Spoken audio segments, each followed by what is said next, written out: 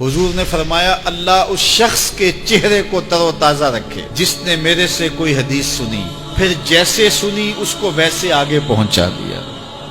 اور آقا کریم نے فرمایا بعض اوقات سنانے والا اس پر اتنا پہنچ کے عمل نہیں کرتا جتنا پھر سننے والا اس کے اوپر عامل ہو جاتا ہے۔ تو جب حضور نے دعا دی ہے کہ اللہ اس شخص کے چہرے کو تر و تازہ رکھے جس نے میری حدیث کو، میرے فرمان کو سنا اور ایسے ہی آگے پہنچا دیا،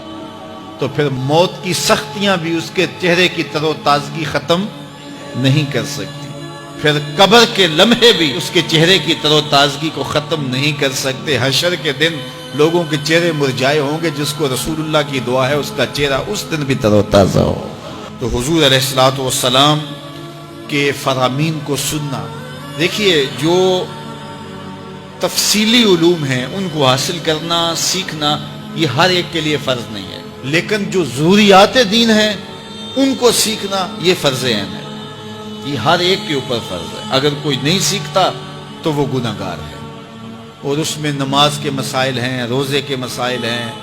حج کے مسائل ہیں، زکوٰۃ کے مسائل ہیں، اگر کاروبار کرتا ہے تو بیع و شراء کے مسائل ہیں، اور کفر اسلام کی ضروری باتیں ہیں کہ کفر کیا ہے، اسلام کیا ہے۔ تو یہ ساری ضروری چیزیں جو ہیں ایمانیات سے جو تعلق رکھتی ہیں، ان کا سیکھنا جو ہے ضروری علوم کا یہ ہر ایک کے اوپر فرض ہے۔ تو اس لیے آپ لوگ اپنا وقت کچھ نکال کر کے جو ہے وہ اس کے لیے صرف کریں، اور ضروریات دین سیکھنے کے لیے کچھ فرصت کے لمحے نکالیں۔ لوگ کتنے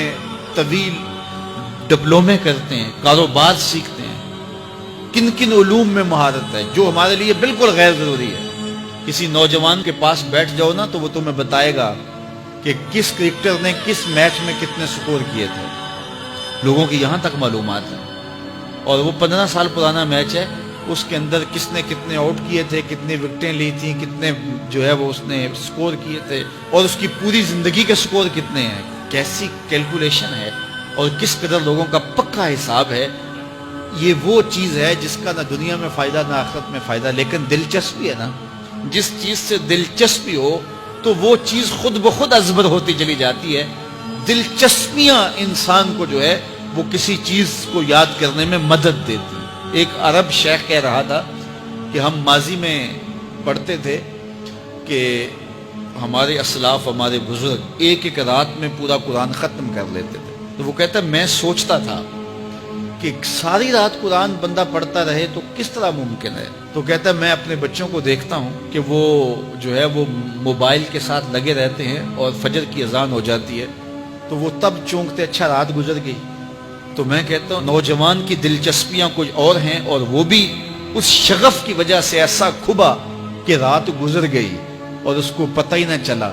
تو جن کو قرآن کا نشہ ہو گیا تھا ان کی ساری راتیں قرآن میں گزر جاتی تھی، اور ان کو پتہ ہی نہیں ہوتا تھا کہ رات بھی گزر گئی ہے، اور اذان ہوتی تو پھر پتہ چلتا کہ اچھا رات گزر گئی ہے۔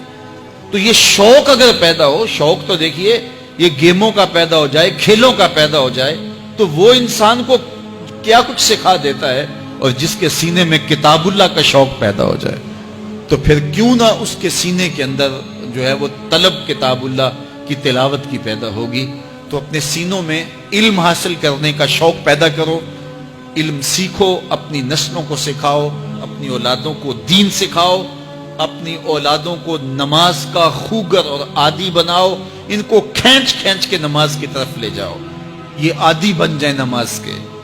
تاکہ بعد از انتقال دعاؤں کے سلسلے جاری رہیں۔